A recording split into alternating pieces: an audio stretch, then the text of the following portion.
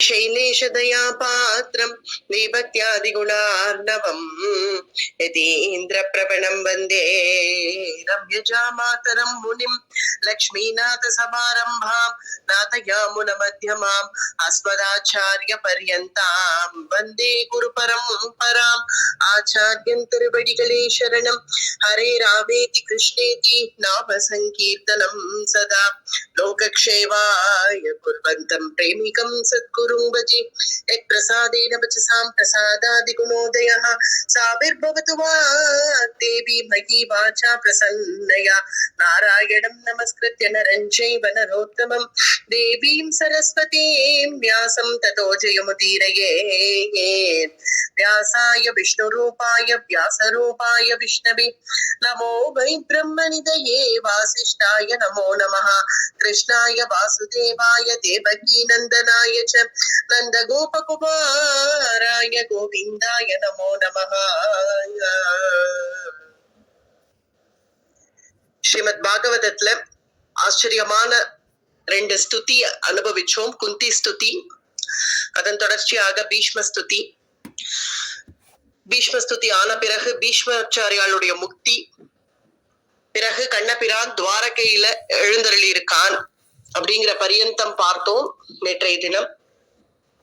துவாரகையில கண்ணபிரான் அங்க எழுந்தருளி இருக்கு. இங்க பஞ்ச பாண்டவர்கள் இங்க அரசாட்சி பண்ணின்னு வந்துட்டு இருக்கார்கள். இங்க ஹஸ்தினாபுரத்துல பூர்ணமா ஹஸ்தினாபுரம் இந்திரபிரஸ்தம்னு முன்னாடி பிரிஞ்சு இருந்தாலும் அதெல்லாம் இப்ப ஒண்ணு சேருது. தர்மபுத்திரர் ஏகாதிபதியாக அவரே அரசாட்சி பண்ணின்னு வந்துட்டு இருக்கார். பொதுவாவே இந்த ஜென்மா அப்படின்னு எடுக்கிறச்சேவே அதுல ஞானம்ங்கிறது சில பேர்களுக்கு ஸ்வபாவமாவே இருக்கும். அது எப்படி படிச்சாதானே ஞானம் வரும் அப்படின்னு சில பேர்கள் சொல்லுவா. அவ சண்டை கூட போடுவா, படிச்சாதான் ஞானம் வரும் அப்படின்னு. அவ அவ்வளவு பரிசிரமப்பட்டிருக்கா அப்படிங்கிறது தெரியறது. அதுல இருந்து படிச்சாதான் ஞானம் வரணும் அப்படிங்கிறது இல்ல. ஞானம்ங்கிறது ஸ்வபாவமாகவே நமக்கு இருக்கக்கூடியது. படிக்கிறதுனால அது பிரகாசம் மாறுது. இதுதான் நமக்கு கீதையிலேயே தெரிய வந்தது. சாமானிய அஜ்ஞானிகளுக்கு கூட, ஒரு அஜ்ஞானிகள் நம்ம நினைக்கிறவர்களுக்கு கூட ஒரு சரீரம் ஆத்மாங்கிற ஞானம்ங்கிறது இருக்கத்தான் இருக்கு இல்லையா? அது போல பிறவிலேயே அந்த ஞானத்தோட கூடவே பிறந்த அவதார புருஷர்கள் இருந்திருக்கார்கள். அதுல ஒண்ணு ஆச்சாரியனுடைய கட்டாட்சத்தோடவும் குரு கட்டாட்சத்தோடவும் பிறந்தவர்கள், இல்ல பகவானோடவே கட்டாட்சத்தோட பிறந்தவர்கள், இல்ல அவதார புருஷர்கள். இது யாருடைய ஒரு அவதாரமாகவோ இங்க பூமியில எல்லாருக்கும் அனுகிரகம் பண்றதுக்காக பிறந்தவர்கள், அல்லது யோக பிரஷ்டர்கள்னு சொல்லுவா. இந்த 4 விதமான பேர் யோக பிரஷ்டர்கள். அதுல ஒண்ணு. முதல்ல இது அவதார புருஷர்கள் அப்படின்னு எடுத்தா சுவாமி லக்ஷ்மண சுவாமிய போல துளசி அப்படி பரிமளிக்கும் இல்லையா? அது உண்டாகர்ச்சியவே பரிமளிக்கும்.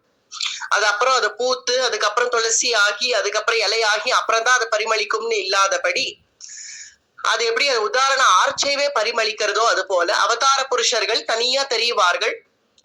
பிறந்ததுமே அவர்கள் தனியா தெரிவார்கள். லக்ஷ்மணர் பிறவியிலேருந்து பிறந்ததுல இருந்தே ஆரம்பிச்சு தான் அவதரித்த நாள்ல இருந்தே ஆரம்பிச்சு ராமபிரான் இடத்துல அலாதி பக்தி, ராமபிரான் யாரு என்ன இதெல்லாம் தெரிஞ்சே இருக்கக்கூடியவர் அவர். நம்முடைய பூர்வாச்சாரியர்கள்ல எல்லாருமே அப்படித்தான். அவர்கள் அவதார புருஷர்கள். அதனால அவர்களுக்கு சுபாவமான ஞானம். பிறகு பாகவத சம்பந்தத்தினாலையும் ஆச்சாரியன் குருவனுடைய கட்டாட்சத்தினாலையும் அப்படி ஒரு பிறந்தவன் தான் பிரஹ்லாதன். பிரஹ்லாதன் கர்ப்பத்திலேயே இருக்கும் பொழுது உனக்கு எப்படி இவ்வளவு ஞானம்னு அசுர குழந்தைகள்லாம் பிரஹ்லாதனை பார்த்து கேட்கறிச்சு. பிரஹ்லாதனே இத்தகைய சரித்திரம் சொல்றான். நாரதருடைய ஸ்பர்ஷத்தினால, அவருடைய வாக் ஸ்பர்ஷத்தினால என்ன கயாத்து கர்ப்பம் தரிச்சிருக்கிறச்சேவே நாரதர் பகவத் குணங்களை உபதேசம் பண்ணதுனால அது கர்ப்பத்துல இருக்கிற சிசுவாக இருந்த பிரஹ்லாதன் அது அப்படியே கேட்டு இருந்து பிறந்ததுனாலேயே அவனுக்கு இந்த ஸ்வபாவமான ஞானம் குரு கட்டாட்சத்தினால வந்தது.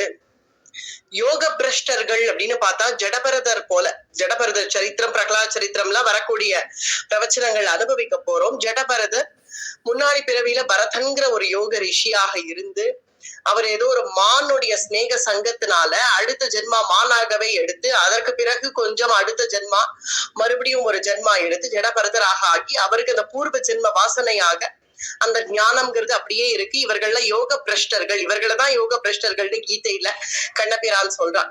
முன்னாடி பிறவில எல்லாம் நல்ல பரம யோகியா இருந்திருப்பார்கள். ஏதோ ஒரு சங்கத்தினுடைய தோஷமாக அடுத்த ஜென்மா வேற விதமா எடுத்திருப்பான். அத்தகைய யோக பிரஷ்டர்களுக்கு அது என்னதான் மான் ஜென்மாவா இருந்தாலும் முயல் ஜென்மாவா இருந்தாலும் அந்த அதுக்கு கூட இருக்கிற ஞானம்ங்கிறது இருக்கும். கஜேந்திரன் சரித்திரமும் அப்படிதான், அதுவும் அனுபவிக்க போறோம்.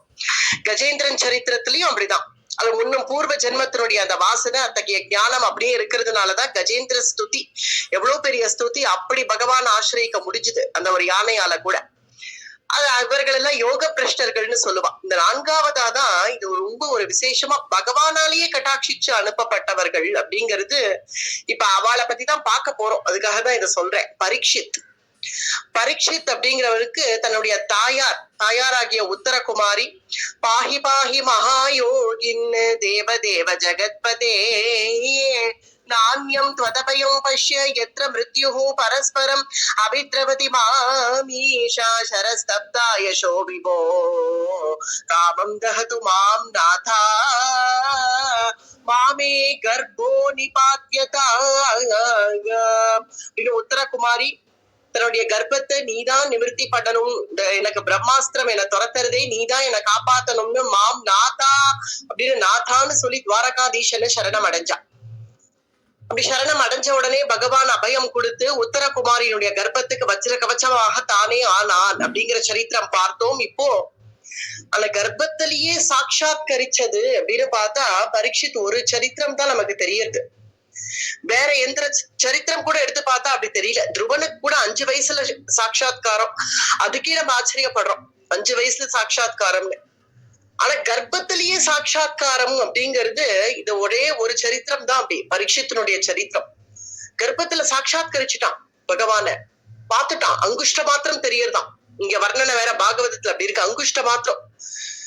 அப்படி அந்த பரம பாகவதோத்தமனான பரீட்சத்துக்கு அப்படி கர்ப்பவாச துக்கமே இதனால போயிடுத்துங்கிறா. கர்ப்பத்துல இருக்கிற சிசு அழுதுண்டு இருக்குமா, இந்த கர்ப்பவாச வேதனை தாங்கலையே, நான் எப்ப வெளியில வரப்போறேனோ தெரியலையேன்னு. அங்க வேதனை அடைஞ்சிட்டு இருக்கக்கூடிய சிசுவுக்கு இப்ப கர்ப்பவாச துக்கமும் போயிடுத்து, பிரம்மாஸ்திர துக்கமும் போயிடுத்து. அப்படி கர்ப்பத்திலேயே வந்து சாட்சாத்கரிச்சதுனால பகவானு அப்படி அங்குஷ்ட மாத்திரம் பகவான் தெரியறது, அவன் கண்ணுக்கு அப்படியே தெரியறதான். கை குபிக்கிறான் கர்ப்பத்துல இருந்தே இந்த சிசு. பகவான் அப்படி பாக்குறானா, நம்மாத்த குழந்தைகள்லாம் கூட எங்கேயாவது கடத்தெருவுக்கு போனா கூட எனக்கு ஒரு கிட்டா வாங்கு அப்படின்னு தானே கேட்கும். மிட்டாய் வாங்குன்னு கேட்கறதுக்கு பதிலா எனக்கு ஒரு கிட்டா வாங்கு, ஒரு கிருஷ்ண விக்கிரகம் வாங்கு அப்படின்னு கேட்கிற குழந்தைகள் தான் பாகவதோத்தமர் ஆத்துல உண்டார குழந்தைகள் தான். அப்படி இருக்கு இந்த பாண்டவ குடும்பம்ங்கிறது எப்பேற்பட்ட பாகவதோத்தம குடும்பம் இது. ஆனா அவனுடைய எள்ளு தாத்தா பீஷ்மர்ல இருந்து ஆரம்பிச்சு பீஷ்மர், அதுக்கப்புறம் பாண்டு, குந்தி, பாண்டவர்கள், பிறகு அபிமன்யு கிருஷ்ணனோடவே வருமான். அத்தகைய அபிமன்யு அவனுடைய புத்திரன் பரீட்சித்துங்கிறச்சே பாகவத குடும்பத்துல உண்டான கர்ப்பத்துல உண்டான சிசு கூட பாகவத பயமாதானே ஆகும். அதனால பகவான பார்த்த உடனே சாட்சாத்கரிச்சுட்டான். அங்குஷ்டமா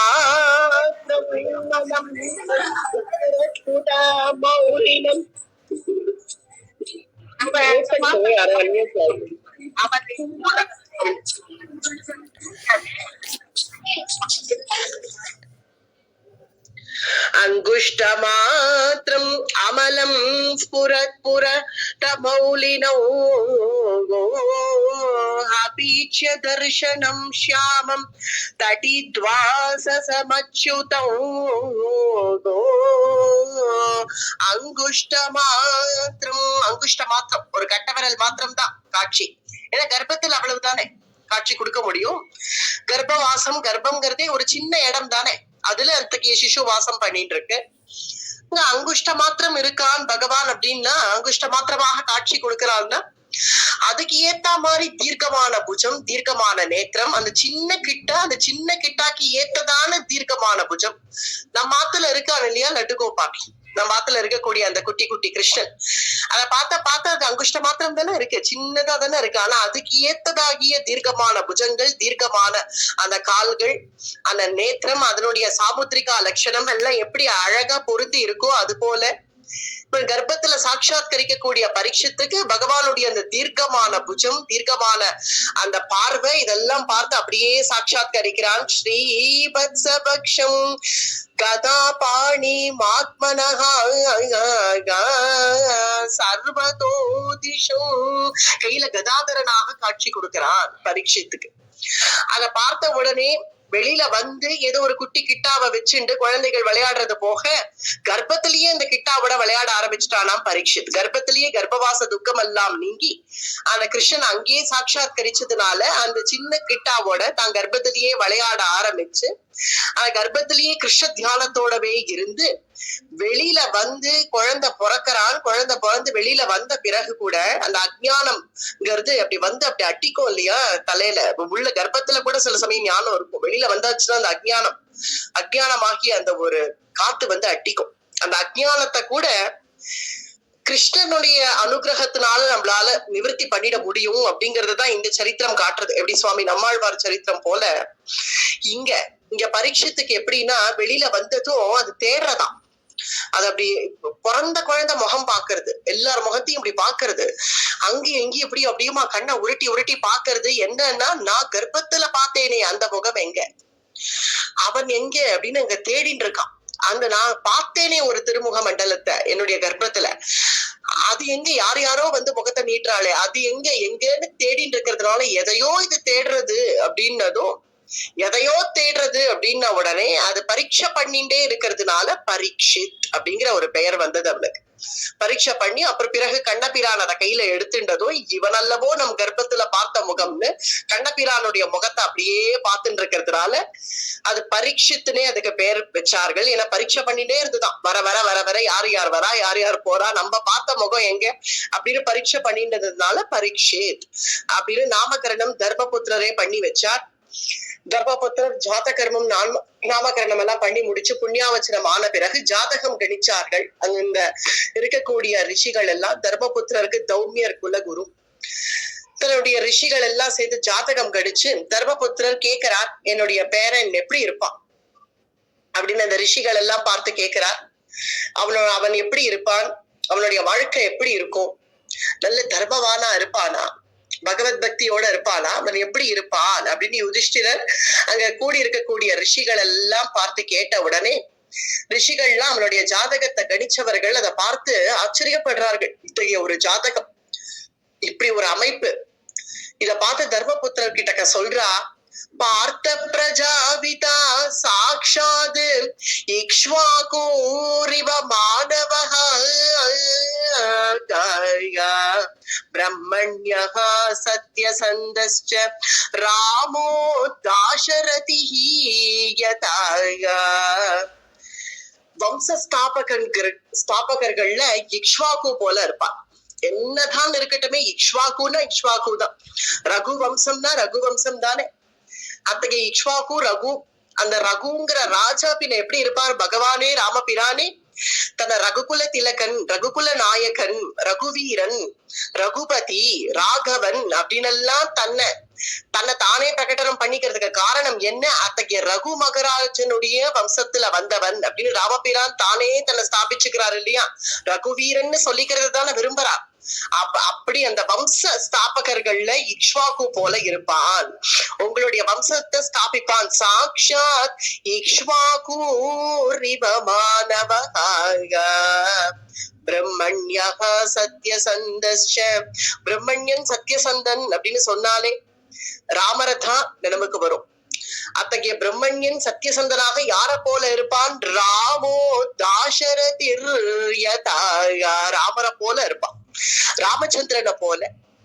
நல்ல ரிஷிகளை கண்டா பிராமணர்களை கண்டா நல்ல பக்தி உண்டானவனாக பிரம்மண்யஹ சத்யசந்தஸ்ச, நல்ல சத்யசந்தனாக இருப்பான். ஏஷதாதா சரண்யஸ்ச யதா ஔதீஷ சிபிஹி. உங்களுடைய வம்ச மூதாதையர்கள்ல வந்த ராஜாக்கள்லாம் எத்தகைய தர்மத்தை பரிபாலனம் பண்ணாலும் அத்தகைய தர்மத்தை பரிபாலனம் பண்ணுவனாக இருப்பான். சத் விஷயத்தை எடுத்துக்கிறதுல பிரகலாதனை போல இருப்பான். சத் விஷயத்தை அடம் பிடிக்கணுமா, அசத் விஷயத்துக்கு வேணா அடம் பிடிக்க வேண்டாம். சரி இதுக்கெல்லாம் எதுக்கு அடம் பிடிச்சுன்னு, ஆனா சத் விஷயத்துக்கு அடம் பிடிக்கணும். அடம் பிடிச்சுதான் சத் விஷயத்தை சம்பாதிக்கணும். அது போல திருத்யா பலிசமஹா கிருஷ்ணே பிரஹ்லாத இவ சத்கிரஹ பிரஹ்லாத இவ சத்கிரஹா. ஏன்னா நெருப்புல போட்டாலும் சரி, விஷத்தை கொடுத்தாலும் சரி, எது செய்தாலும் சரி, மலையில இருந்தே உருட்டு என்ன பண்ணாலும் பண்ணு, ஆனா நாராயணாங்கிற அந்த நாமத்தை விடுவேனா அப்படின்னு அப்படி பிடிவாதமா பிடிச்சுட்டு இருந்தான் இல்லையா. அப்படி பகவத் ஆராதனத்துல சத் விஷயத்துலன்னு வரைச்சே பிரஹ்லாதனை போல இருப்பான். பிரஹ்லாத இவ சத்கிரஹ யயாதி, உங்களுடைய வம்ச மூதாதையர்களான ரந்தி தேவன், யயாதி இவர்கள்லாம் எந்த தர்மத்தை பரிபாலிச்சாலும் அத்தகைய தார்மீகனாக இருப்பான். ரந்தி தேவ இவோதாரோ யயாதி ரிவ தார்மிக. பிறகு வில்லாளில சிறந்த வில்லாளியா அர்ஜுனனை போல இருப்பான். பார்த்த பிரஜா வீட்டாக, பார்த்தனை போல சிறந்த வில்லாளியாக இருப்பான். உங்களுடைய தாத்தா பீஷ்மரை போல நல்ல தர்மவானா இருப்பான். பீஷ்மரை போல தர்மம் அப்படின்னு வந்தா உயிரையே கொடுப்பான். தன்னுடைய ஸ்வதர்மத்துல இருக்கணும்னு நினைப்பான். பிதாமக சமஹா சாம்யே பிரசாதே கிரீஷோபமஹா. பிதாமக, உங்களுடைய வம்ச பிதாமகரான பீஷ்மரை போல தர்மிஷ்டனாக இருப்பான். அப்புறம் தர்மபுத்ரா உன்ன போல சாந்த ஸ்வரூபம்னா இருப்பான். சாந்தமே வடிவமானவனாக உன்ன போல இருப்பான். தர்மஸ்ய காரணாத், உன்ன போல தர்மத்தை பரிபாலனம் பண்ணிட்டு சாந்தமே வடிவமாக இருப்பான். சிவனை போல சங்கரனை போல சீக்கிரம் சந்தோஷப்படுறவனாக இருப்பான். ரொம்ப நம்ம என்னத்தான் செஞ்சாலும் இவனை திருப்திப்படுத்தவே முடியாது அப்படின்னு இல்லாம, நீ பண்ண வரைக்கும் போறோம்பா அப்படின்னு சீக்கிரமே சந்தோஷப்படுறவனை போல இருப்பான். லக்ஷ்மிபதிய போல எல்லாருக்கும் ஆசிரியமா இருப்பான். நம்முடைய சர்வலோக சரண்யனான லக்ஷ்மிபதியான நாராயணன் எப்படி எல்லாருக்கும் இந்த ஜகத்தே அவன் ஆசிரியிச்சிருக்கோ, அது போல இவனுடைய பிரஜைகள் இவன் ஆசிரியிச்சிருப்பார்கள். எல்லாருக்கும் அபயப்பிரதானம் பண்றவனாக இருப்பான். கண்ணனை போல சகல கல்யாண குண சம்பன்னனாக இருப்பான். அதே இந்த பரீட்சித் இவ்வளவு குணம், அவனுக்கு இருக்கக்கூடிய இவ்வளவு குணம் இதெல்லாம் சொல்லி அந்த பரீட்சித் கலிய அவன் நாசம் பண்ணிடுவான். கலிய தலை தூக்கவே விட மாட்டான். பரீட்சித் இருக்கிற வரைக்கும் அவன் கலிய ஞாசம் பண்ணிடுவான். ஆனால் அந்த கலியினாலே பிறகு வஞ்சிக்கப்பட்டு அவனுடைய ரிஷியினுடைய ஒரு சாபத்துக்கு ஆளாகி அதனால அல்பாயசாக ஆகி கங்கா தீரத்துல சுகபிரம்ம ரிஷியின் இடத்துல பாகவதத்தை உபதேசமாக பெற்று பிறகு கிருஷ்ண சரணத்தை அடைவான். இதுதான் பரீட்சித்தனுடைய சரித்திரம். சுருக்கமா சொல்லிட்டார்கள் ரிஷிகள். ஜாதகத்தை கணிச்ச ரிஷிகளால திவ்ய திருஷ்டி உடையவர்களா இருக்கிறதுனால அவர்களால சொல்ல முடியறது. இதை கேட்டதும் முதல்ல சந்தோஷப்பட்டுட்டே வந்தார் இல்லையா தர்மபுத்திரர். ரொம்ப சந்தோஷம், இவ்வளவு குணம் சம்பன்னனா இருப்பான், ராமரை போல இருப்பான், இக்ஷ்வாக்கு போல குலத்தை ஸ்தாபிப்பான், ரகு வம்சத்தை போல இந்த குலத்தை பாண்டவ குலத்தை இந்த குரு வம்சத்தை ஸ்தாபிப்பான், பிரஹ்லாதனை போல இருப்பான், யயாதி முதலிய தார்மீகனா இருப்பான், அந்த ராஜாக்கள் போல இருப்பான், என்னென்னமோ சொல்லிட்டு வந்து சகல கல்யாண குண சம்பன்னனா இருப்பான், கிருஷ்ணனை போல இருப்பான், தர்மபுத்திரனை போல இருப்பான் எல்லாம் ஒவ்வொருத்தரையும் காமிச்சு சொல்லி கடைசியில கலியினால வஞ்சிக்கப்படுவான் அப்படின்ன உடனே கொஞ்சம் மனசுக்கு அப்படி ஒரு தாபம். கலியினால வஞ்சிக்கப்படுவானா, அல்பாயுசா இருப்பானா அப்படின்னு நினைச்சுட்டு சரி பரவாயில்ல, அவனா தாபம் வந்ததே தவிர மற்றொரு பக்கம் சந்தோஷமும் வந்துடுது. தர்மபுத்திரர் என்ன நினைக்கிறார், கலியினால வஞ்சிக்கப்பட்ட போதிலும் அவன் பாகவத கதாசிரவணம் பண்ணி லோகத்துக்கே பாகவதத்தை கொடுத்துட்டு பிறகு கிருஷ்ண சரணத்தை அடைவான் அப்படின்னு அது சந்தோஷம் தானே. யாராவது இதுக்கு வருத்தப்படுவாளோ? பாகவதாளுடைய குடும்பத்துல அத்தகைய பாகவதத்தை கேட்டு கிருஷ்ண சரணத்தை அடைவான்ங்கிறத சந்தோஷம் தான் படுவான் அத்தகைய மூதாதையர்கள். ஏன்னா இப்படி அல்பாயுசா போக போறானே அப்படின்னு எல்லாம் நினைக்க மாட்டார்கள். பாகவத கதாசிரவணம் பண்ணுவான்ங்கிறதுலயே போருமே. 100 வருஷம் வாழ்ந்து என்ன பிரயோஜனம்?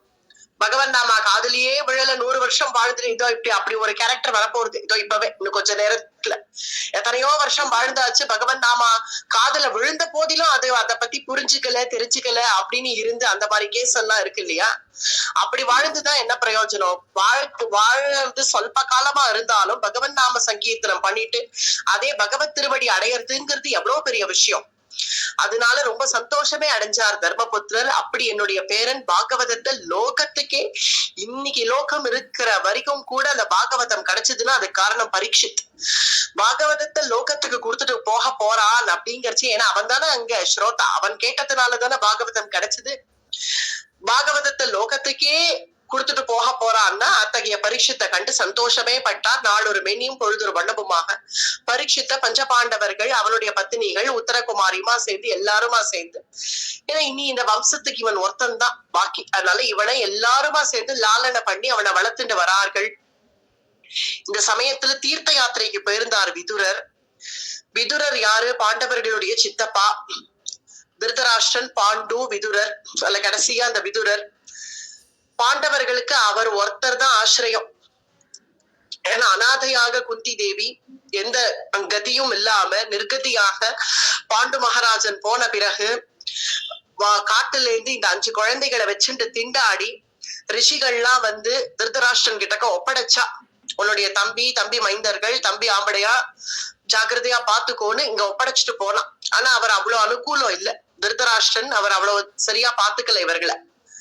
இவர்களுக்கு ஒரே ஒரு ஆறுதல் யாருன்னா விதுரர் தான். விதுரர் கிட்டக்கதான் தன்னுடைய அப்பா ரொம்ப ரொம்ப பால்யத்துல அதிபால்யத்திலேயே பாண்டவர்களுக்கு தன் தகப்பனார் போயிட்டான். தகப்பனார் பறி கொடுத்துட்டா.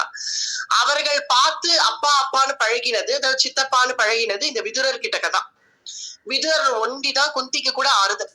மன்னி என்ன ஆச்சு, உனக்கு என்ன சிரமம்னு அடிக்கடி வந்து விதுரர் தான் விசாரிப்பார்.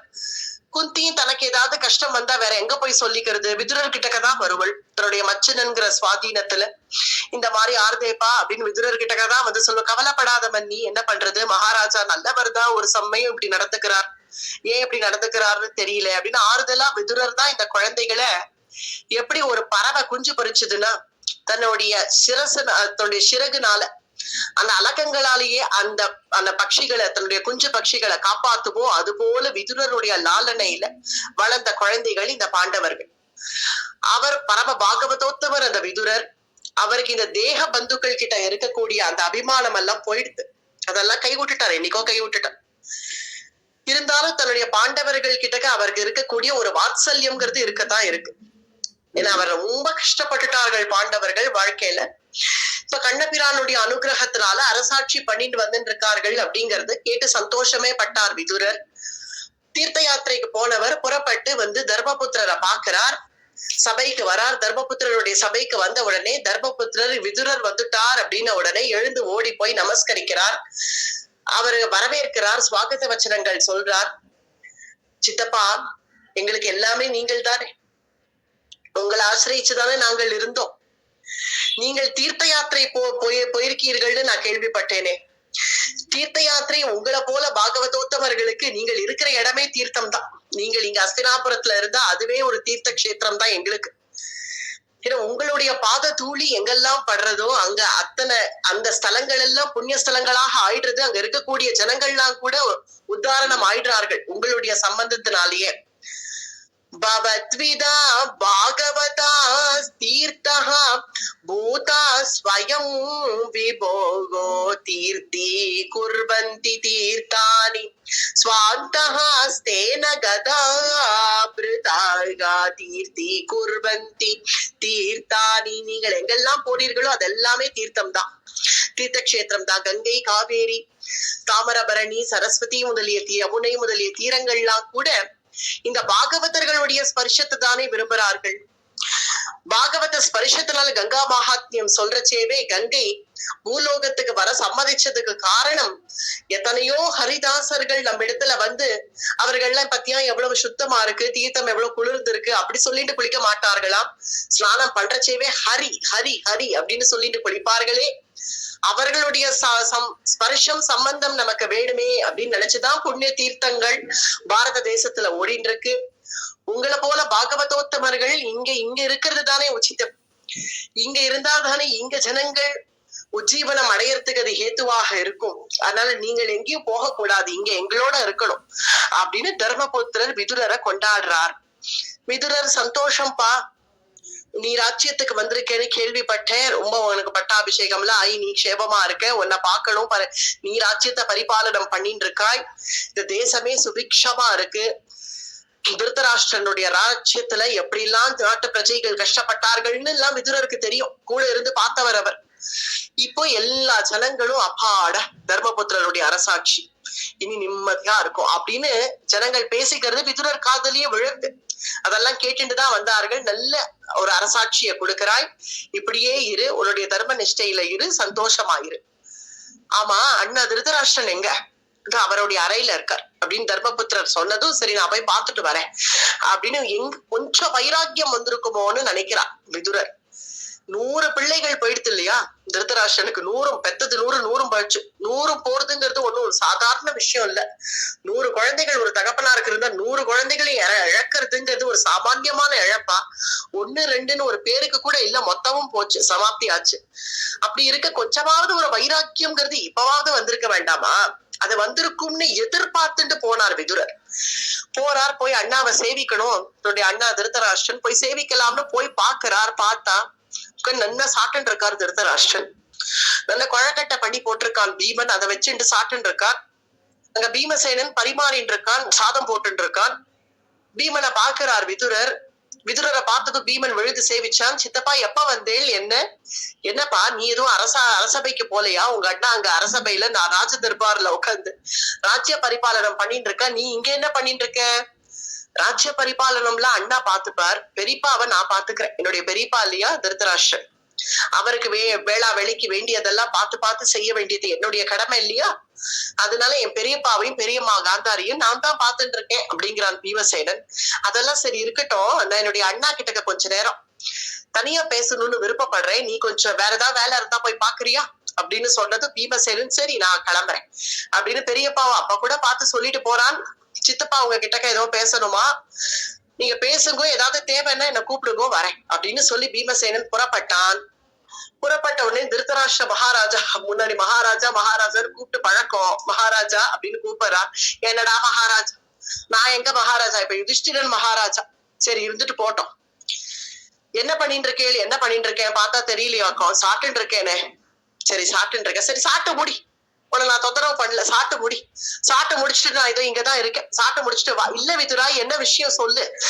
ஏதோ ஒரு விஷயம் சொல்ல வர. என்ன விஷயம்? சொல்றேன்னா உன்னுடைய சாப்பிடறத நான் கெடுக்கல, நீ சாப்பிட்டு முடிச்சுட்டு வா சொல்றேன் அப்படின்னதும் சாப்பிட்டு முடிச்சுட்டு திருதராஷ்டிரன் வந்து என்ன விதுரா என்ன விஷயம்? என்ன ஏதோ அவசரமா வந்திருக்கிற மாதிரி தெரியறது, ஏதோ சொல்ல வரா மாதிரி தெரியறது, என்ன விஷயம் அப்படின்னதும் அண்ணா சாட்டியா? அண்ணா சாப்பிட்டேன். நல்ல ஜீரணாச்சா? நல்ல ஜீரணாச்சு. சரி நான் உன்னை ஒண்ணு கேக்குறேன், எப்படி இருக்கேன்? நன்னா இருக்கேன். நன்னா இருக்கியா? 100 பிள்ளைகள் போயிடுத்துன்னா உனக்கு 100 பிள்ளைகள் போயிடுத்து கேள்விப்பட்டேனே. 100 குழந்தைகளும் போயிட்டு நீ தவிச்சுட்டு இருப்ப, அழுதுன்னு இருப்பேன்னு நினைச்சுட்டு நான் ஓடி வந்தேன் உன்னை பாக்குறதுக்கு. 100 போச்சு அண்ணா. ஆமா போச்சுப்பா, 100 போச்சு. என்னன்னா இப்படி ஆயிடுத்தே உன்னுடைய கதி. ஆசாசையா எப்படி துரியோதனன் துஷாசனன் ஒவ்வொருத்தரையும் அப்படி லாலனை பண்ணியே 100 போச்சே. அட போட்டம் போப்பாவா, நீ இப்படி பேசவே மாட்டியே. என்னுடைய பிள்ளை மாமக்காகன்னுவியே. ஏன்னா பகவத்கீதை முதல் ஸ்லோக ஆரம்பமே அதுதான். தர்மக்ஷேத்ரே குருக்ஷேத்ரே சமவேதாயுத்சவா மாமகா பாண்டவாஸ்சைவ கிமகுர்வத சஞ்சயா. முதல் ஸ்லோகம் பகவத்கீதை திருதராஷ்டிர வாச்சா. தர்மக்ஷேத்திரமாச்சே குருக்ஷேத்திரத்துல மாமக்காக என் குழந்தைகள்ங்கிறான். மாமக்காக பாண்டவாஸ் செய்வ, என் குழந்தைகளும் பாண்டவர்களும் என்ன பாண்டு குழந்தைகளும் என்ன பண்ணார்கள் அப்படின்னு தானே முதல் ஸ்லோகமே ஆரம்பிக்கிறது. அந்த அளவுக்கு மாமக்காக அப்படிங்கிற அந்த மமத்தை, என்னுடையவர்கள்ங்கிற மமத்தை. அப்படி இருப்பியன்னா உன் பிள்ளைதான் உயிருன்னு இருப்பியே. இப்ப அந்த பிள்ளை போனா போட்டம் விடுங்கிற, ஏன் என்ன ஆச்சு உனக்கு அப்படின்னா, ஆமா பெரிய இல்லாத பிள்ளைய பெத்தேனே ஒரு தருதலைய. இந்த துரியோதனன் எனக்கு கண்ணு தெரியாது விதுரா. நானு அவன் இருந்த காலத்துல அவனை துரியோதனா அப்படின்னா ஏன் கத்துற சி தலை வலிக்கிறது, ஏன் கத்தி தொலைக்கிற, கண்ணும் தெரியல ஒண்ணும் தெரியல, இங்க இருந்து என் உயிரை வாங்குறிய, போய் தொலைய அப்படின்னு வானாலும் துரியோதனன் ஈவரக்கவே இல்லாம பேசுவான். இப்படிதான் பேசுவான். மகாபாரதத்துல இதெல்லாம் விஸ்தாரமாவே சொல்லியிருக்கு. துரியோதனன் எப்படி திருதராஷ்டிரன் ட்ரீட் பண்ணான் அப்படிங்கறத அப்படி பேசுவான் துரியோதனன். நீயும் தானே என் கூட இருந்து பாத்துட்டு இருந்த. ஒரு துரியோதனான நான் ஆசையா கூப்பிடுவேன், ஏன் கத்துற அப்படின்னு எடுத்ததும் சி வாய மூடு அப்படின்னு எல்லாத்துக்கும் என்ன பார்த்தாலே சீன்னு எத்தனையோ தடவை என்னை பார்த்து அப்பனா நீ எனக்கு அப்படின்னு எல்லாம் பேசுவான் துரியோதனன். என்னை பார்த்து அந்த துரியோதனன் எங்க, இந்த பீமன் எங்க? பீமனை பாத்தியா? இப்ப இதெல்லாம் கிளம்புறான். பீமனை பாத்தியா? பீமா அப்படின்னு நான் கூப்பிட வேண்டாம், கூப்பிடுறதுக்குள்ளேயே ஓடி வருவான். ஓடி வந்து, பெரியப்பா உனக்கு என்ன வேணும்? பெரியப்பா உனக்கு சாப்பிட ஏதாவது வேணுமா? உனக்கு தலை வலிக்கிறதா? நான் ஏதாவது தலையை அமுக்கி விடட்டமா? நீ படுத்துக்கோன்னு படுக்கையை கொண்டு வந்து கொடுக்குறான். காலெல்லாம் போட்டு அமுக்கி விட்டுட்டு இருக்கான். அவனுடைய அந்தப்புறத்துக்கு போறானா இல்லையான்னு கூட எனக்கு தெரியல. இங்கேயே சதா இருந்து என்ன கவனிச்சுட்டு இருக்கானே, பீமனை போல ஒரு புள்ள உண்டோ? அதனால எனக்கு துரியோதனனோ அந்த 100 குழந்தைகள் போன சிரமமே தெரியாம என்ன பீமசேனன் என்ன நல்லா கவனிச்சுக்கிறான். அதனால அந்த பீமசேனனுடைய அனுகிரகத்தினால நான் சௌக்கியமா இருக்கேன் அப்படின்னு திருதராஷ்டிரன் சொன்ன உடனே ஏமாந்துட்டார் விதுரன். ஏதோ கொஞ்சம் வைராக்கியம் வந்திருக்கும்னு நினைச்சுட்டு வந்து பார்த்தா, வேளா வேலைக்கு நான் சாப்பிட்டா போறோம், நான் நிம்மதியா இருந்தா போறோம் அப்படின்னு இருக்கக்கூடிய திருதராஷ்டிரனை பார்த்ததும் கொஞ்சம் மனசுல இவருக்கு உபதேசம் பண்ணிட்டா தேவலன்னு தோணி. இல்ல சுடதான் இருக்கும் வார்த்தைகள், இருந்தாலும் சொல்லிதான் ஆகணும். அண்ணா நான் சொல்றேன், தப்பா நினைச்சுக்காத, தப்பா எடுத்துக்க மாட்டியே. ஒரு விஷயம் சொல்றேன், இப்ப நீ என்ன சாப்பிட்ட ஞாபகம் இருக்கா? இப்ப நீ இப்போ ஒரு 5 நிமிஷம் முன்னாடி சாப்பிட்டு எழுந்து வந்து பேசுறேன். நீ என்ன சாப்பிட்ட? கொழக்கட்டை சாப்பிட்ட. கொழக்கட்டை யாரு போட்டா? பீமன். நீ ஒரு கொழக்கட்டை போட்ட ஞாபகம் இருக்கா உனக்கு? இதே பீமனுக்கு நீ ஒரு கொழக்கட்டை போட்ட. எப்ப போட்ட? நான் எப்ப போட்டேன்? போட்டப்பா போட்ட. அவன் சின்ன பாலகனா இருந்தப்போ பீமசேனன் ஒரு 5-6 வயசு இருக்குமோ 10 வயசு இருக்குமோ, சின்ன பாலகனா பீமன் இருந்தப்போ அவனுக்கு ஒரு கொழக்கட்டை போட்டிய. அந்த கொழக்கட்டையில விஷம் தடவி போட்டிய ஞாபகம் இருக்கா? விஷம் வச்சிய பீமனுக்கு விஷம் வச்சது ஞாபகம் இருக்கா உனக்கு? ஏதோ சின்ன அரியா பிள்ளை காலத்துல ஏதோ சின்ன பாலகன் அவன் ஏதோ ஒரு நாள் துரியோதனனோட சண்டை போட்டான். அவனை ஏதோ ஒண்ணுக்கு ஒண்ணு அடிச்சுன்றது அப்படிங்கிறதுக்காக குழந்தைகள் ஏதோ ஒரு ஜாயிண்ட் ஃபேமிலி அபிபக்த குடும்பம்னு இருந்தா அதுல ஒண்ணு அழவிடும், ஒண்ணு கிழிக்கும், ஒண்ணு பிராண்டும், ஒண்ணு கிள்ளும். இதெல்லாம் நடக்கிறது சகஜம் தானே, எல்லா குடும்பத்திலயும் இது நடக்கும் தானே. அந்த கசின் பிரதர்ஸ் எல்லாம் சிஸ்டர்ஸ் எல்லாம் ஒருத்தர் சேர்ந்து இப்படி அடிச்சுக்கிறது உதச்சுக்கிறது இதெல்லாம் சகஜம் தானே. எந்த குடும்பத்துல இது நடக்கல? ஆனா யாராவது தம் பிள்ளை அடிச்சுட்டாங்கிறதுக்காக அவனுக்கு விஷம் வைக்கணும்னு எந்த பெரியப்பனாவது நினைப்பணும்? நீ நினைச்சிய ஏதோ பீமசேனன் துரியோதனன் ஒரு நாள் அடிச்சுட்டாங்கிறதுக்காக அவனை விஷம் வச்சு அப்படி கங்கா தீரத்துல வீசி எரிச்சிய. அது ஞாபகம் இருக்கா? இதே கொழக்கட்டையில விஷம் வச்சு போட்டிய அந்த பீமனுக்கு. இப்ப அவன் போட்ட கொழக்கட்டைய சாப்பிட்டேன்னு கொஞ்சம் கூட மனசாட்சியே இல்லாம வந்து சொல்றிய. மனசாட்சிங்கிறது கொஞ்சமாவது இருக்கா அண்ணா உனக்கு அப்படின்னதும் திருதராஷ்டிரன் அப்படியே இப்படி கண்ணை மூடிக்கிறான். விதுரா, என்னை ஏன் குத்தி காட்டுற? இந்த வயசான காலத்துல என்ன குத்தி காட்டுறிய? நான் என்ன பண்ணுவேன்னு சொல்லு. ஆமா, பீமனுக்கு விஷம் வச்சேன் தான், நான் இல்லைன்னு சொல்லல. அது ஏதோ அதெல்லாம் அந்த காலம் ஆயிடுத்து, அது முடிச்சு போச்சு.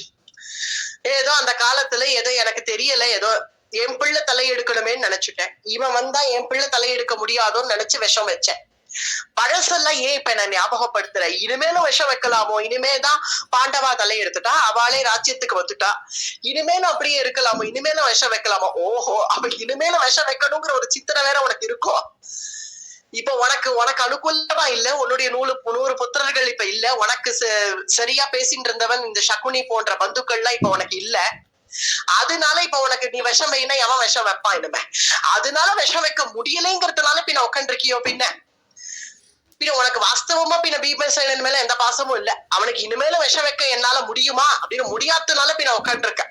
அதுதானே? அப்படிலாம் இல்ல விதுரா, அனாவசியமா பேசாத. நானே மனசு நொந்து போய் இருக்கேன். ஏற்கனவே மனசு நொந்து போய் கடந்த என்ன தர்மபுத்திரன் தான் வந்து சமாதானம் பண்ணி நாங்கள்லாம் இருக்கோம், கவலைப்படாதீங்கோ, எங்களை உன் பிள்ளைகளா நினைச்சுக்கோன்னு அவன் வந்து சொன்னான். அவன் வந்து சொன்னதுனால நான் 100 பிள்ளைகள் போனது அப்படியே மறந்துட்டு இவா 5 பேர் தான் என் பிள்ளைகள்ங்கிற மனசுக்கு வந்து நான் இவாளை ஏதோ என் பிள்ளைகள்னு வச்சுட்டு நான் லாலனை பண்ணிட்டு இருக்கேன். அதையே நீ தப்புன்னு சொல்ற? நான் இன்னமும் பீமசேனனுக்கு விஷம் வைக்கணும்னு நினைச்சிட்டு இருக்கேன்னு கொஞ்சம் கூட இறக்கமே இல்லாம சொல்றீங்க. அப்படிலாம் எதுவும் இல்ல, பாசம் எல்லாம் இருக்கு. இப்ப எனக்கு இருக்கு. இப்ப நான் பாண்டவாலதான் என் குழந்தைகள்னு நினைக்கிறேன். இப்ப எனக்கு இருக்கு. ஏன்னா இப்ப அவாதான் மிச்சப்பட்டிருக்கா, வேற ஒண்ணும் இல்ல.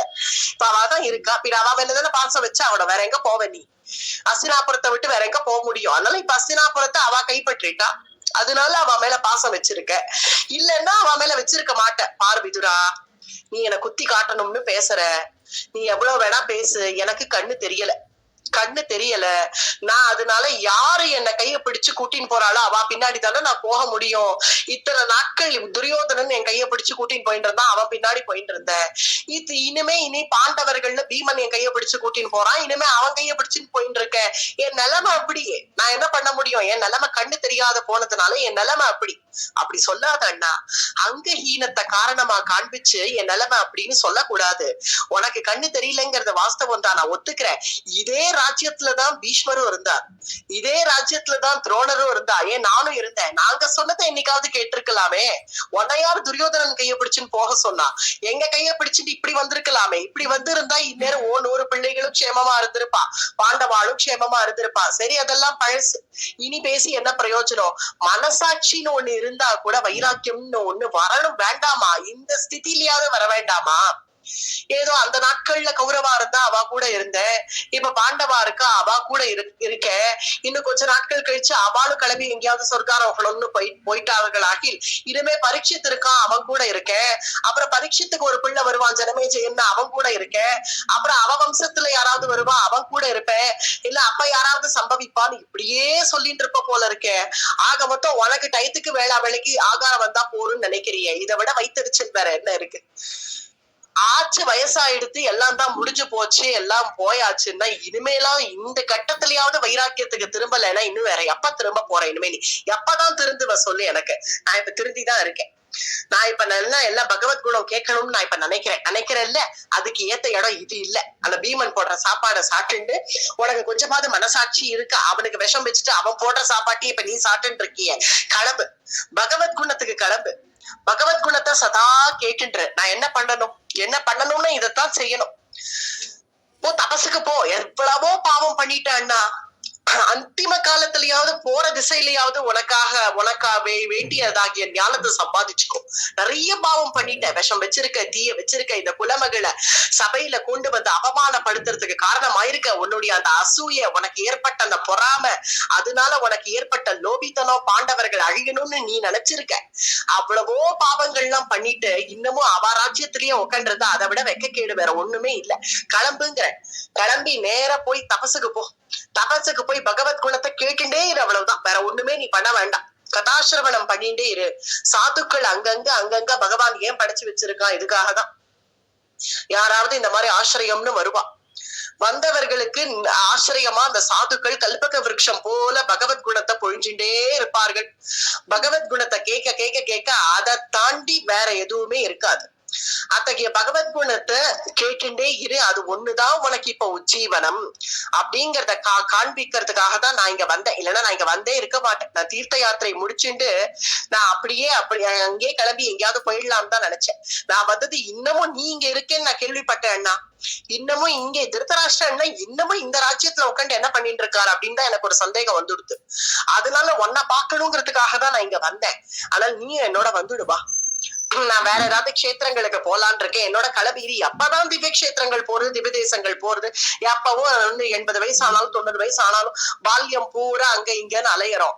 அங்கேயும் இங்கேயும் அலைஞ்சு பால்யம் பூரா படிக்கணுங்கிறதுக்கே 10ல இருந்து 20 வயசு வரைக்கும் போயிடுறது. பிறகு விவாகம் ஆயிடுறது, கிரகஸ்தாசிரமத்துல இருந்து அதுக்கு பிறகு கிரகஸ்த தர்மத்தை பரிபாலனம் பண்ணி நம் குழந்தைகளை வளர்த்து அவளெல்லாம் கரை சேர்த்து அவளுக்கெல்லாம் வேண்டிய செட்டில்மெண்ட் எல்லாம் பண்ணி முடிச்சு ஒரு ஸ்டேஜ்ங்கிறது ஒண்ணு இருக்கு. அக்கடான விழற ஸ்டேஜ் ஒரு 60, 70, 80 இப்ப சொல்றோம். அப்ப அந்த ஸ்டேஜ் அந்த ஸ்திதி திருதராஷ்டிரன் கிளம்ப மாட்டேங்கிறான். இந்த ஸ்திதியில கூட கிளம்பலைன்னா, திவ்யதேசம் கிளம்பலைன்னா இப்ப கூட எனக்கு வேளைக்கு ஆகாரம் வந்தா போறோம்னு நினைச்சிட்டு இருந்தா. நீ அப்பதான் கிளம்பு அப்படின்னு உடனே திருதராஷ்டிரனை போல அனுபவிச்சவன் கிடையாது. அதாவது அனுபவத்துல அவன் மகாராஜாவா இருந்திருக்கான். அதுவும் எத்தனை வருஷமா அவனுடைய பால்யத்தில இருந்து ஆரம்பிச்சு பாண்டு மகாராஜன் கிளம்பினத்துல இருந்து அவன் பால்யத்திலேருந்து ஆரம்பிச்சு இப்ப வரைக்கும் கடைசி வரைக்கும் துரியோதனன் கையில சாவியை கொடுக்கவே இல்லையே. சாவி கொத்து திருதராஷ்டிரனுடைய இடுப்புலதான் துரியோதனனை யுவராஜனாதான் பட்டாபிஷேகம் பண்ணானே தவிர துரியோதனன் தலை கீழே சாயற வரைக்கும் கூட அங்க திருதராஷ்டிரன் தான் மகாராஜா. அப்படி அனுபவிச்சுட்டான். அதனால அவனை போல அனுபவிச்ச அனுபவிச்சவன் கிடையாது, அவனை போல விட்டவனும் கிடையாது. இப்ப மொத்தமா என்னெல்லாம் அனுபவிச்சானோ லோக சௌக்கியத்தை அப்படியே திருப்பிட்டான். அப்படியே அந்த பகவத் சிந்தனையில திருப்பிட்டான். பகவத் சிந்தனையில திருப்பி இப்ப நான் எந்த திசையில இருக்கேனோ எந்த ஸ்திதியில இருக்கேனோ இப்படியே புறப்பட்டேன் அப்படின்னுட்டான் திருத்தராஷ்டிரன். திருத்தராஷ்டிரனையும் காந்தாரி என்னைக்கு திருத்தராஷ்டிரனுக்கு கண்ணு தெரியாதுன்னு தெரிஞ்சதோ அன்றைய தினமே அவளே கண்ண கட்டிண்டவள். அவ ரெண்டு பேரையும் அழைச்சிண்டு விதுரர், நாங்க இனிமே இவாள் அழைச்சிட்டு போறேன்ப்பா எதுக்கு அப்படின்னு தர்மபுத்திரர்கிட்ட சொல்லிட்டே விடை பெற்றுண்டு இன்னும் ராஜ்யத்துல இருந்துட்டு அண்ணாவை மோட்ச மார்க்கத்துல திரும்ப விடு. தர்மபுத்திரரும் விடவே மாட்டேங்கிறார். வயசான காலத்துல கண்ணும் தெரியாம எங்க போய் வா கஷ்டப்படுவா, பரவாயில்லப்பா அவ ஸ்திதி அவ பாத்துக்கிட்டோம். நிறைய பாவம் பண்ணிட்டார் அண்ணா, இன்னும் இத்தனை நாட்கள் பண்ண பாவம் போறாதுன்னு இன்னமும் இங்கே இருந்துட்டு இருந்தா அவருக்கு எந்த ஸ்திதியில வைராக்கியம் இப்ப ஒரு வழியா வந்திருக்கு. எப்படியோ உபதேசம் பண்ணதுனால இந்த ஸ்திதியில கூட அவரை நீ விடலைன்னா அவருடைய மோட்ச மார்க்கத்தை நீ தடுக்காத, விட்டுடு அப்படின்னு சொன்னதுனால அவருக்கு ஹிதம் தான் செய்யறார் விதுரர் அப்படின்னு தெரிஞ்சதுனால தர்மபுத்திரரும் விட்டுட்டார். பாண்டவர்கள்ட்ட விடை பெற்றுண்டு போற வழியிலேயே தன்னுடைய பிரஜைகள் எல்லாம் சந்திக்கணும்னு ஆசைப்பட்டார் திருத்தராஷ்டிரன். எல்லாம் தன்னுடைய பிரஜைகள் எல்லாம் சந்திச்சு, நானும் ஏதோ ஒரு ராஜா இங்க இருந்தேன்னு இத்தனை நாட்கள் வாழ்ந்துட்டேன், என்னுடைய அரசாட்சியில உங்க யாரையும் நான் சரியா கவனிக்கல, உங்களுக்கு வேண்டியதெல்லாம் நான் செய்யல, என் குடும்பத்தை எப்படி வளர்க்கறது, துரியோதனனுக்கு என்ன கொடுக்கறது, துசாசனனுக்கு என்ன கொடுக்கறது, விகர்ணனுக்கு என்ன கொடுக்கறதுன்னு இப்படியே யோசிச்சுட்டு நான் பாட்டுக்கு ஏதோ இருந்துட்டேன். அதனால என்னுடைய பிரஜைகள்லாம் என்னை மன்னிச்சிடுங்கோ, எனக்கு விடை கொடுங்கோ, நான் புறப்படுறேன் அப்படின்னு தன்னுடைய பிரஜைகள் கிட்ட சொல்லிண்டு விடை பெற்றுண்டார். விடை பெற்றுண்டு சப்தகங்கா காட் அப்படிங்கிற ஒரு இடம் எங்கேயோ ஹிமாச்சலம் தாண்டி பத்ரிகாசிரமத்தினுடைய சமீபம், அங்க கூட்டிட்டு போயிட்டார் விதுரர். அங்க கூட்டிட்டு போய் விதுரர் சொல்ற பகவத் குணத்தை எல்லாம் காதால கேட்டு திருதராஷ்டிரன் கூட காந்தாரி கூட குந்தியும் புறப்பட்டு போயிட்டான். குந்தியும் நல்ல வைராக்கியத்துல இருந்ததுனால எப்படியும் தன்னுடைய மச்சினனுடைய ஆம்படியா இவா ரெண்டு பேரும் புறப்பட்டு போறத பார்த்ததும் சரி காந்தாரிக்கு துணையா தானும் போகணும்னு நினைச்ச குந்தி அவளும் விடை பெற்றுண்டு கிளம்பிட்டா. விதுரருடைய சம்பந்தத்தினால ஏற்பட்ட பகவத் குணங்கள், பகவத் தியானம், பகவத் சிந்தனை இப்படியே இருந்து தன்னுடைய வைராக்கியம் பூரா இத்தனை நாட்கள் எவ்வளவு லோபியா இருந்தானோ திருத்தராஷ்டிரன் அது அப்படியே வைராக்கியத்துல திருப்பி அப்படி ஆழ்ந்து பகவத் சிந்தனையில ஈடுபட்டு திருத்தராஷ்டிரன் எப்படி யோகாக்னியில சரபங்கர் அங்க சரீரத்தை பஸ்மமாக்கினாரோ அது போல தன்னுடைய யோகாக்னியினால திருதராஷ்டிரன் தன்னுடைய சரீரத்தை பஸ்மமாக்குறான். அத்தகைய யோகம் அத்தகைய தபஸ் இப்ப அவனுக்கு வந்துடுது. யோகாக்னியினால தன்னுடைய சரீரத்தை திருதராஷ்டிரன் பஸ்மமாக்கறச்சே அதே யோகாக்னியில காந்தாரியும் தன்னுடைய திருதராஷ்டிரனோடவே போய் சேர்ந்து இங்க திருதராஷ்டிரன் முக்தின்னு சொல்லப்படுறது. திருதராஷ்டிரனும் முக்தி அடைஞ்சான். ஏன்னா கடைசியில அவனுக்கு ஏற்பட்ட அந்த பாகவத சம்பந்தம், விதுரருடைய சம்பந்தம், அவனுக்கு ஏற்பட்ட அந்த வைராக்கியம், இத்தனை பாவங்கள் அவன் பண்ண போதிலும் அவன் வைராக்கியத்தில் அவன் திருப்பினதுனால அவன் யோகாக்னினால தன்னுடைய சரீரத்தை பஸ்மமாக்கிட்டு அவனும் முக்தி அடைஞ்சான், பகவத் திருவடி அடைஞ்சான் அப்படின்னு திருதராஷ்டிரன் காந்தாரி இவர்கள் ரெண்டு பேரும் போறத பார்த்த உடனே குந்தி தேவி அவள் நினைச்சா இனிமே நமக்கு மட்டும் என்ன இருக்கு இந்த லோகத்துல அப்படின்னு அவள் பரம தபஸ்வினி, அவளும் யோகத்துல உட்காண்டாள். அவளும் யோகாக்னினால தன்னுடைய சரீரத்தை விட்டு கிருஷ்ண சரணத்தையே அடைஞ்சிட்டாள் குந்தியும். இத தர்மபுத்திரர் அங்க அரசாட்சி பண்ணிட்டு இருக்கக்கூடியவர் சரி எங்கேயோ ஹிமாச்சலம் தாண்டி எங்கேயோ தன்னுடைய பெரியம்மா அம்மா எல்லாம் அங்க போனதாக கேள்விப்பட்டோமே, அவர்கள் அங்க போன இடத்துல அவர்களை போய் ஒரு தடவை வேணா பார்த்துட்டு வருவோமா அப்படின்னு நினைக்கிறார் தர்மபுத்திரர். அவர் நினைச்சுட்டு இருக்கிற சமயத்துல அங்க வாசல்ல நாரதர் வரார். நாரதரை பார்த்த உடனே விழுந்து சேவிச்சு நமஸ்கரிச்சார் தர்மபுத்திரர். தர்மபுத்திரரை பார்த்த உடனே நாரதர் கேட்கிறார், என்னப்பா யுதிஷ்டிரா எங்கேயாவது கிளம்ப போறியா, எங்க கிளம்பிட்ட அப்படின்னதும் நான் சப்தகங்கா காட்டுக்கு கிளம்புறேன், என்னுடைய பெரியம்மா எல்லாம் அங்க போனா இல்லையா, ரொம்ப நாள் ஆச்சு போய், ஏதோ தபசுக்கு போறேன்னு போனா, திரும்ப வருவான்னு நினைச்சேன், வரவே இல்லை. தபசுக்கு போனவர்கள் யாரு திரும்ப வந்து நீ பார்த்திருக்க, யாரு திரும்ப வருவா, போனவர்கள் தான், இனி திரும்ப எல்லாம் வரமாட்டா. இருந்தாலும் எனக்கு பார்க்கணும்னு ஆசையா இருக்கு, நான் ஒரு தடவை போய் பார்த்துட்டு வரலாம்னு நினைக்கிறேன், அதனால புறப்படலாம்னு நினைக்கிறேன் அப்படின்னதும் நீ பார்த்து பிரயோஜனம் இல்லப்பா, நீ அங்க போய் பார்த்தாலும் அவ யாரும் இனிமே அங்க இல்ல. ஏன் இல்ல, எங்க போயிட்டான்னா அவர்கள்லாம் தபஸ்வினிகளாக ஆயிட்டார்கள். உன்னுடைய பெரியம்மா உன்னுடைய அம்மா எல்லாருமே அங்க போய் தபஸ்வினிகளாக ஆயிட்டார்கள். திருதராஷ்டிரன் பெரிய தபஸ்வி ஆயிட்டான், விதுரர் உள்பட அவ எல்லாருமே போயாச்சுன்னா எங்க போயிட்டான், யோகத்தினால தன்னுடைய சரீரத்தை தியாகம் பண்ணிட்டு அவர்கள்லாம் போயாச்சு, முக்தி அடைஞ்சாச்சு. விதுரருமே அவருமே நல்ல அவதார புருஷனா இருக்கிறதுனால யமனுடைய அவதாரமே விதுரர் பிரபாச கஷேத்திரத்துக்கு போய் அவரும் தன்னுடைய உயிரை விட்டுட்டார். அவரும் யதாஸ்தானம் போயிட்டார். அவதார புருஷர்கள்லாம் கலப்பர சமயம் ஆயிடுத்துப்பா, எல்லாம் தான் முடிஞ்சு போச்சே, இனிமே என்ன இருக்கு, தர்மஸ்தாபனம் ஆயிடுத்து. அதனால இனி அவதார புருஷர்கள் தன்னுடைய அவதார காரியத்தை பூர்த்தி பண்ணிட்டு எல்லாரும் அவரவர்கள் கிளம்ப ஆரம்பிச்சுட்டார்கள் அப்படின்னு நாரதர் சொல்லி அவர் ஆகாஷ மார்க்கமாக அவரும் புறப்பட்டுட்டார். இது அப்படியே கேட்டு இருக்கார் தர்மபுத்திரர். அவதார புருஷர்கள் தான் எல்லாருமே அப்போ பெரும்பாலான அந்த ஸ்திதியில அந்த கட்டத்துல துவாபர யுகத்தினுடைய முடிவு அது. அப்போ கலி ஆரம்பிக்க போறது. அந்த சந்தர்ப்பத்துல எல்லாருமே அவதார புருஷர்கள் தான். தர்ம தேவதையினுடைய அவதாரமே தர்மபுத்திரர், வாயுனுடைய அவதாரமே பீமசேனன், இந்திரனுடைய அவதாரமே அர்ஜுனன், அல்லது பத்ரிகாசிரம நரநாராயணர்கள் அந்த நரனுடைய அவதாரமே அர்ஜுனன், அஸ்வினி குமாரர்களே நகுல சகதேவர்களாக வந்தார்கள், வைகுண்டபதியே ஸ்ரீ கிருஷ்ணன், அங்க ஆதிசேஷனே பலராமர், என்னுடைய அஷ்டவசுக்கள்லயே ஒருத்தர் தான் பீஷ்மர். இப்படி ஒவ்வொருத்தரும் அவதார புருஷர்கள் தான். இப்படி அவதார புருஷர்கள் எல்லாம் கிளம்புறார்கள் அப்படின்னா அப்ப அந்த பாரத தேசம் எப்படி இருந்திருக்கும், நல்ல வஜ்ர ஹிருதயமா வச்சுண்டு இத்தகைய கதைகளை வேணா சொல்லிடலாம் புராணத்துல. அந்த ஸ்திதி அப்ப எப்படி இருந்திருக்குங்கிறத யோசிச்சு பார்க்கணும். பாரத தேசம் அவதார புருஷர்கள்லாம் அவதரித்தவர்கள் எல்லாம் கிளம்புற ஸ்திதி எப்படி இருந்திருக்கும். தர்மபுத்திரர் பாக்குறாரு, இந்த எல்லா அவதார புருஷர்களுக்கும் பிரதானமா இருக்கிறது கண்ணபிரான் தானே, வைகுண்டபதி தானே. அந்த கண்ணபிரான் இப்ப எப்படி இருக்கானோ அப்படிங்கிற ஒரு பயம் வந்துடுது இப்ப தர்மபுத்திரருக்கு. அவதார புருஷர்கள் எல்லாம் கிளம்புறான்னு நாரதர் ஓப்பனாவே சொல்லிட்டார், மறைமுகமா மறைச்செல்லாம் சொல்லல, இதெல்லாம் நேரடியாவே வந்து சொல்லிட்டார். அவதார புருஷர்கள் கிளம்புற சமயமும் வந்துடுத்து இப்போ அப்படின்னுட்டார். இத பார்த்த உடனே தர்மபுத்திரர் தன்னுடைய அரசபைக்கு வரார். அரசபைக்கு வந்து பீமசேனனை பார்த்து பேசுறார். பீமா, நாரதர் வந்து இந்த மாதிரி பேசிட்டு போறாருப்பா, அவதார புருஷர்கள்லாம் கிளம்புறாளாம், ஒவ்வொருத்தரா கிளம்புறாளாம். எனக்கு என்ன பயமா இருக்கு தெரியுமா, இப்ப லோகத்தை பாத்தியா, லோகமே ஏதோ சரியா இல்லப்பா, எனக்கு சரியா தெரியல. முதல்ல அப்ப இருந்த அந்த குதூகலம், நம்ம பாரத யுத்தம் முடிஞ்சு நம்ம அரசாட்சி பண்ண ஆரம்பிச்சு இப்ப 36 வருஷங்கள் ஆயிடுது. ஆனா முதல்ல இருந்த அந்த ஒரு குதூகலம் ஏன் இப்ப இல்ல?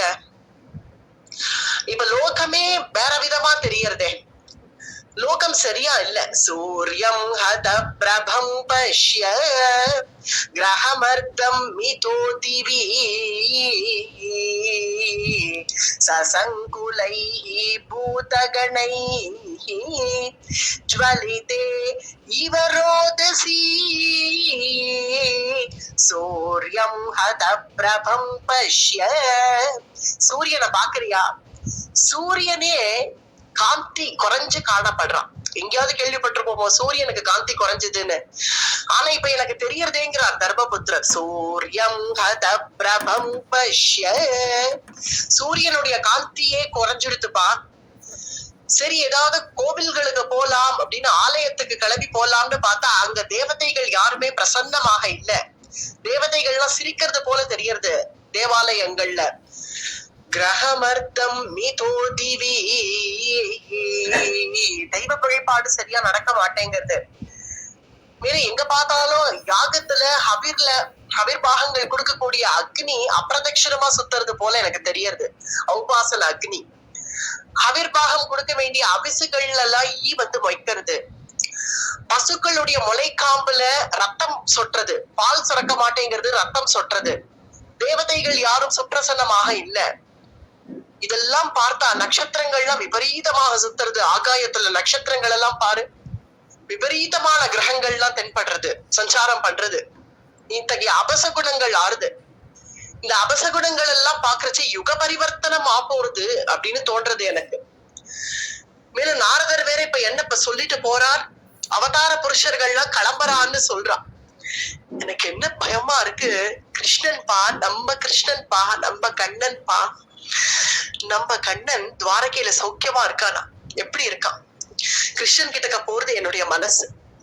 மேலும் உன் தம்பி அர்ஜுனனை பாரு, அர்ஜுனன் கிருஷ்ணனை பாக்குறேன்னு அவன் கிளம்பி போய் 7 மாசம் ஆச்சு, இன்னும் அர்ஜுனன் திரும்பல. 7 மாசம் முன்னாடி கிளம்பி போனான், நான் போய் கிருஷ்ணனை பார்க்க போறேன்னு கிளம்பி போனான்.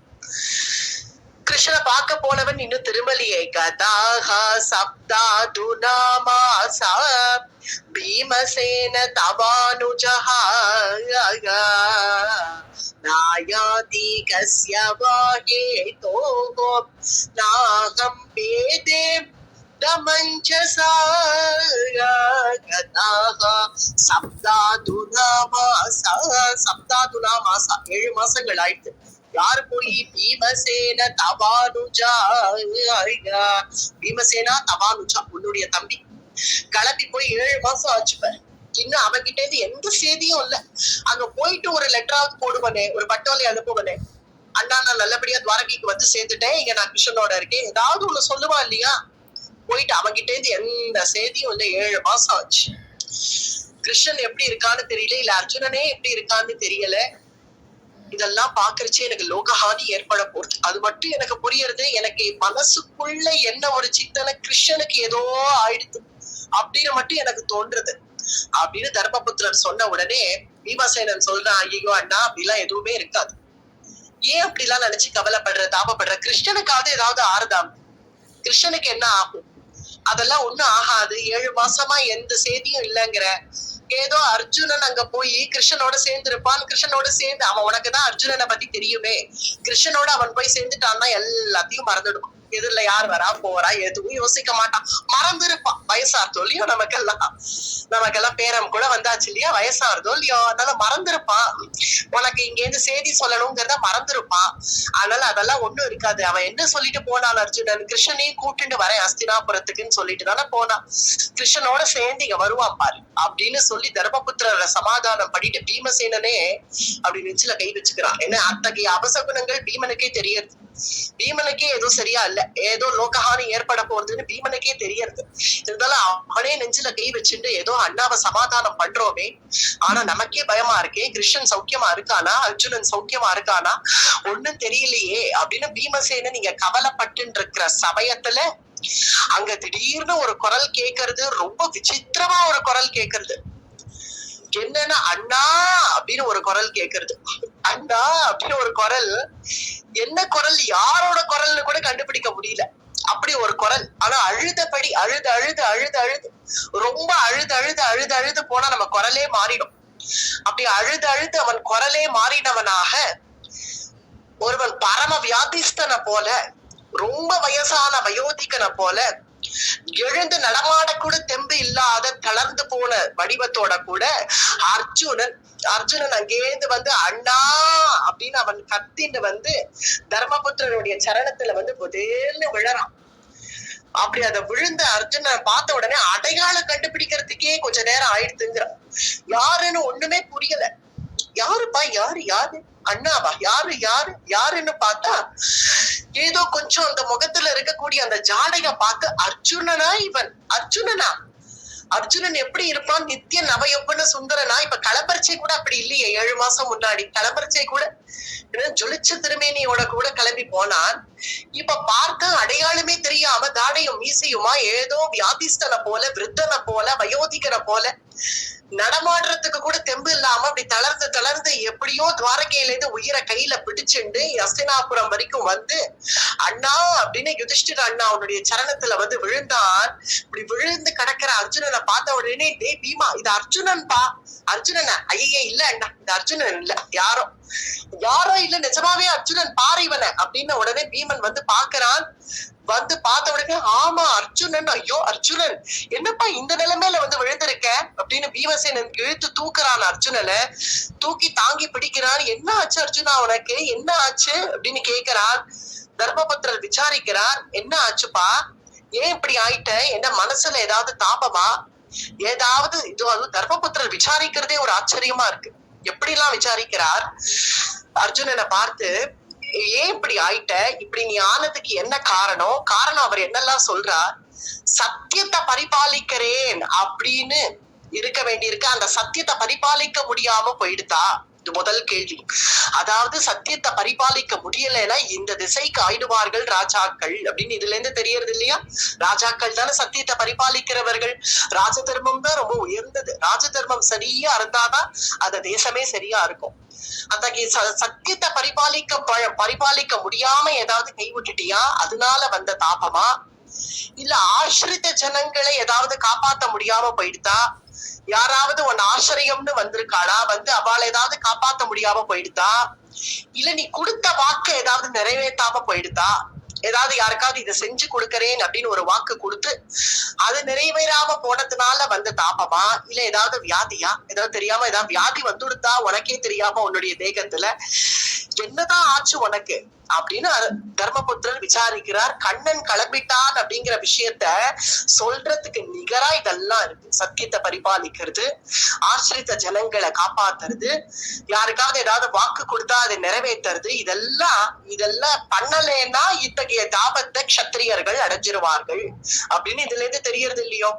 அதெல்லாம் தர்மபுத்திரர் விசாரிக்கிறார். மேற்கொண்டு விசாரிக்கிறார். துவாரக போனியப்பா, எல்லாரும் சௌக்கியமா? துவாரகையில நம்ம மாமா வசுதேவர் சௌக்கியமா? வசுதேவர் மாமா சௌக்கியமா? நம்ம மாமி தேவகி சௌக்கியமா? ரோஹிணி அம்மா சௌக்கியமா? உத்தவன் சௌக்கியமா? சூரசேனர் அவெல்லாம் சௌக்கியமா? உக்ரசேனர் சௌக்கியமா? அக்ரூரர் சௌக்கியமா? பலராமன் சௌக்கியமா? கோவிந்தன் சௌக்கியமா? இப்படி இவ்வளவு பொறுமையா தர்மபுத்திரர் ஒவ்வொருத்தரையா கேட்கிறார். பலராமர் சௌக்கியமா? கோவிந்தன் சௌக்கியமா? பிரத்யும்னன் அனிருத்தன் அவர்கள்லாம் சௌக்கியமா? கோவிந்தன் சௌக்கியமா அப்படிங்கிற ஒரு வார்த்தை கேட்ட உடனே குலுங்கி அழறான் அர்ஜுனன். தலையில அடிச்சுக்கிறான், வயிற்றுல அடிச்சுக்கிறான், ஓன்னு கதறி அழ ஆரம்பிச்சிட்டான். வஞ்சி தோகம் மகாராஜா ஹரிணாக பந்துரூபினாக ஏனமே பகிருதம் தேஜோ தேவ விஸ்மாபனம் மஹத் வஞ்சிதோஹம் மகாராஜா. அண்ணா நான் என்னன்னு சொல்லுவேன்? நான் கண்ட அந்த துர்பாக்கியத்தை நான் என்னன்னு சொல்லுவேன்? வஞ்சிதோஹம் மகாராஜா, வஞ்சிக்கப்பட்டேன் மகாராஜா, வஞ்சிக்கப்பட்டேன். வஞ்சிக்கப்பட்டியா? யாருப்பா உன்னை அப்படி வஞ்சிச்சுட்டா? கிருஷ்ணன். ஹரிணாகா பந்துரூபினாகா, அந்த ஹரி, அந்த கிருஷ்ணன் என்ன வஞ்சிச்சுட்டான். என்னப்பா சொல்ற? கிருஷ்ணனாவது வஞ்சிக்கிறதாவது, அதுவும் ஒன்ன போய் கிருஷ்ணன் வஞ்சிச்சுடுவானா? அப்படிதானே நானும் நினைச்சேன். ஏமாத்திட்டான் கிருஷ்ணன், என்னை ஏமாத்திட்டானா? ஏமாத்த மாட்டானே பாவம், யாரையுமே ஏமாத்த மாட்டான். அதுவும் ஒன்னை ஏமாத்துவனாப்பா? அதுவும் அர்ஜுனன்னா உயிராச்சேடா கிருஷ்ணனுக்கு. ஒன்ன போய் ஏமாத்துவானா? ஏமாத்திட்டானே. ஏனமே பகிருதம் தேஜோ, என்னுடைய தேஜஸ பாத்தியா? எப்படி நான் இப்ப சோபையெல்லாம் குறைஞ்சு எப்படி நான் எதிரில வந்து விழுந்து கிடக்குறேங்கிறத பாத்தியா? என்னுடைய தேஜஸ், என்னுடைய பராக்கிரமத்தெல்லாம் பார்த்து தேவகணங்களே ஆச்சரியப்பட்டாலும் தேவ விஸ்மாபனம் மஹத், என்னுடைய வடிவழகு, என்னுடைய காம்பீரியம், என்னுடைய காண்டீபம் எல்லாம் போனதுக்கு காரணம் ஹரிணாகா பந்துரூபினாகா, அந்த ஹரியை கூட இல்லாதது காரணம். அந்த கிருஷ்ணன் என்ன மட்டும் வச்சுக்கல, நம்ம எல்லாரையும் ஏமாத்திட்டான், சமஸ்த ஜனங்களையும் ஏமாத்திட்டு போயிட்டான். ஹரி பந்துக்கள் எல்லாரையும் ஏமாத்திட்டானே அண்ணா, கைவிட்டுட்டானே நம்ம எல்லாரையும். எந்த கிருஷ்ணனுடைய சோபையினால என்னுடைய சோபை இத்தனை நாட்கள் இருந்ததோ, எந்த கிருஷ்ணனுடைய சேர்த்தினால இத்தனை நாட்கள் நான் வாழ்ந்தேனோ, எந்த கிருஷ்ணனுடைய தோழமையினால நான் அர்ஜுனன்னு நான் கம்பீரமா இருந்தேனோ, எந்த கிருஷ்ணனுடைய சேர்த்தினால என்னுடைய வாழ்க்கையை பிரகாசமாக ஆச்சோ, எந்த கிருஷ்ணனால நான் இவ்வளவு தூரம் இருந்தேனோ, நானும் ஒரு ஆள் தான் ஆனேனோ, அந்த கிருஷ்ணனுடைய விரகத்தினால இப்ப நான் தன்னையும் இழந்துட்டேன். இதுல இருந்து என்ன தெரியறது? இத்தனை நாட்கள் நானா வாழல, கிருஷ்ணனால நான் வாழ்ந்தேன். அந்த கிருஷ்ணனுடைய காரண்யத்தினால நான் வாழ்ந்தேன், அந்த கிருஷ்ணனுடைய கிருபையினால நான் வாழ்ந்தேன்னு இப்ப பரிபூர்ணமா தெரியறது. என்னுடைய நிலைய பார்த்தா கிருஷ்ணனை விட்டு ஒரு க்ஷணம் என்னால இருக்க முடியுமாண்டா? யோசிச்சானா அத கிருஷ்ணத? ஒரு நிமிஷம் கிருஷ்ணனை விட்டு என்னால உயிர் தரிக்க முடியுமா? வாழ முடியுமா? எஸ்ய க்ஷண வியோகேன लोको ह्यप्रिय दर्शनकाया बुद्धेन रहितो येषा मृतकः प्रोच्यते यथा यस्य क्षण वियोगेन ஒரு க்ஷணம் நான் கிருஷ்ணனை விட்டு பிரிய மாட்டேன்னு, பிரிச்சு இருக்க முடியாது என்னால கிருஷ்ணனை விட்டு. ஒரு நிமிஷம் பிரிச்சிருக்கேனா கிருஷ்ணனை பார்த்திருக்கீங்க. சபையில வந்து உட்காருவான், நம்மளுடைய இந்திரபிரஸ்தத்துல சபையில வந்து உட்காருவான். சபையில வந்து உட்காந்து அப்படி கிருஷ்ணனோட ஒட்டிட்டு உட்காரணும் எனக்கு. அதனால எனக்கும் கிருஷ்ணனுக்கும் சமஹாசனம்.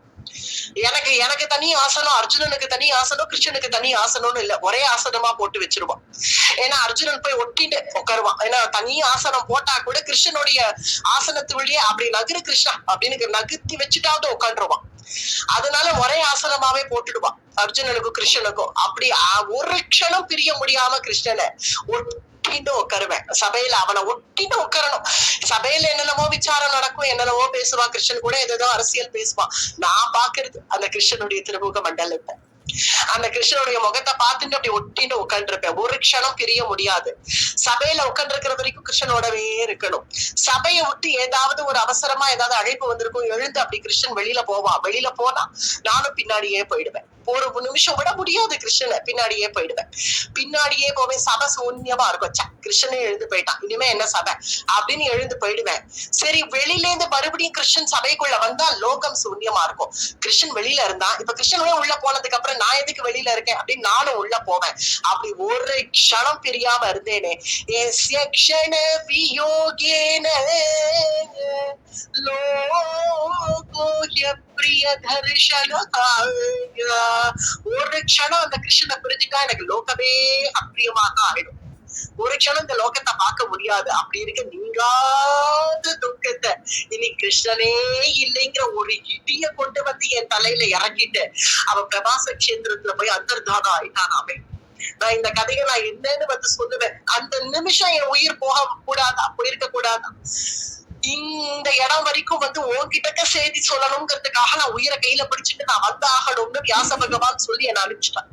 உங்ககிட்ட நான் இந்த செய்திய சொல்லணுமா? இந்த துர்பாக்கியத்தை நம் காதால கேட்கும்படி ஆயிடுத்தே. பிரபாச கஷேத்திரத்துல யாதவர்களுக்கு உள்ள ஏற்பட்ட அந்த அவர்களுக்குள்ள ஏற்பட்ட அந்த மதுபானம் ஆகிய ஒரு பழக்கம், அவர்கள் மதுபானம் பண்ணி அந்த முசலம் குலநாசனம்னு அந்த சரித்திரத்தை, ஒரு மொசல கிசலையும் அந்த சரித்திர மொசலத்தினால அந்த அதாவது வழக்க, அந்த வழக்க ஒவ்வொரு ராவி, அந்த வழக்கைய நல்லா ராவி சமுத்திரத்துக்குள்ள போய் போட்டு அந்த ஒவ்வொரு தூள் வழக்கையும் ஒரு வழக்கையா புறப்பட்டு வெளியில வந்து எல்லா யாதவர்களும் தனக்கு ஒத்தருக்கு தானே அடிச்சுட்டு செத்தார்கள்.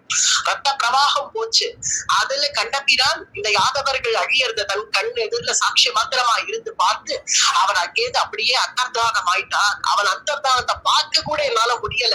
நான் போய் சேர்றதுக்குள்ளவே, நான் துவாரகைக்கு போய் சேர்றதுக்குள்ளவே கண்டபிரான் அங்க அந்தர்தானம் ஆயிட்டான். இந்த விஷயங்கள் எல்லாம் நான் தாருக்கன் மூலமா தான் கேள்விப்பட்டேன். கண்ணனுடைய சாரதி தாருக்கன் மூலமா கேள்விப்பட்டேன்.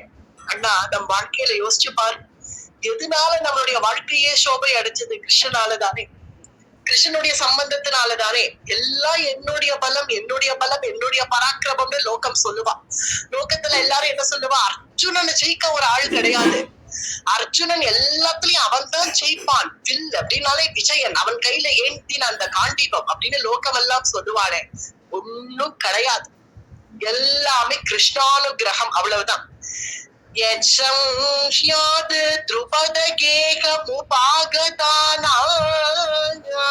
राज्ञां स्वयंवर मुखे स्मर दुर्मदानां तेजोघृतं खलु मयापि हतश्च मत्स्यः सज्जीकृतेन धनुषाधिगता च कृष्णाय यत्संश्रया द्रुपदगेहमुपागतानाय. அன்னைக்கு துருபதராஜன் சபையில முதல்ல நமக்கு பிரதம தரிசனம், கிருஷ்ண தரிசனம் அங்கதானே கிடைச்சது நம்மளுடைய வாழ்க்கையில. அதாவது இது ஒரு அர்ஜுன ஸ்துதின்னு சொல்லணும். இது இங்க இருந்து ஆரம்பிக்கிறது. எப்படி பீஷ்ம ஸ்துதி, குந்தி ஸ்துதி பார்த்தோமோ அது போல அர்ஜுன ஸ்துதி. அர்ஜுனன் கிருஷ்ணனை பண்றது இது, அவன் விலாபம் அடையிறது, அவன் மனக்லேசத்தோட கிருஷ்ணனுடைய பிரிவை அவன் வெளிப்படுத்துற விதம் இங்க ஒரு ஸ்துதியாக அமையறது. संश्रया द्रुपद அன்னைக்கு துருபதராஜனுடைய சபையில திரௌபதியினுடைய ஸ்வயம்பரம், அந்த ஸ்வயம்பர கட்டத்துல நம்ம அப்பதான் பிரதம தரிசனம் கிருஷ்ணன் அங்க பாக்குறோம்.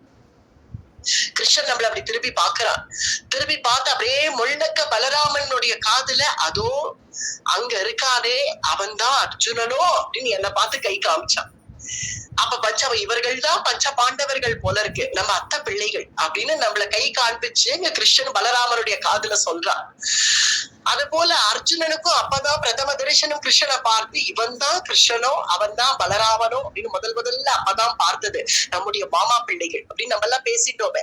இவாதான் கிருஷ்ணன் போல இருக்கு, பலராமன் போல இருக்கு, நம்ம மாமா வசுதேவர் மாமா பிள்ளைகள் அப்படின்னு பிரதம தரிசனம் அங்க கிடைச்சதே. அங்க வில்ல வளைச்சு அங்க எந்த கத்திரியனாலையும் அங்க சாதிக்க முடியாத காரியத்தை மத்ஸ்யத்தை வில்ல வளைச்சு அடிக்கணும், அடிக்கிறவர்களுக்கு தான் பிரபாவத்தை காட்டணும், இந்த லட்சியத்துக்கு அங்க பரீட்சை.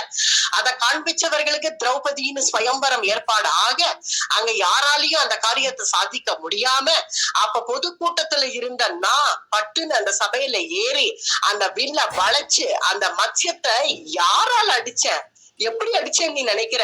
தேஜோ ஹிருதம் கலுமயா பிஹதஸ்ச மத்ஸ்யஹ, அந்த மத்ஸ்யத்தை நான் என்ன என் பிரபாவத்தால அடிச்சேனா?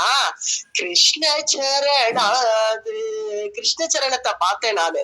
நான் மத்ஸ்யத்தை பார்க்கல, நான் மேல அந்த மத்ஸ்யம் எப்படி சுத்துறது, கீழே பிரதிபிம்பம் எப்படி தெரியுது அதெல்லாம் பார்க்கலையே.